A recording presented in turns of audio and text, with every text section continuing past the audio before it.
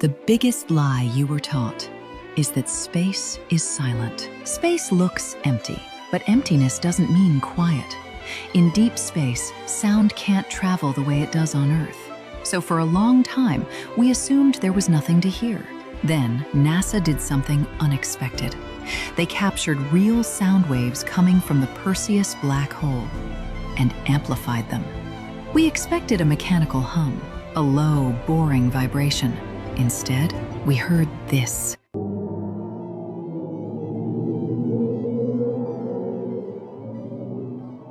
A scream.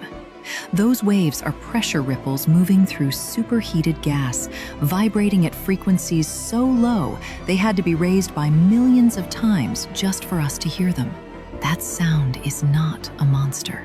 It's a star being torn apart, stretched, shredded, eaten alive by gravity itself.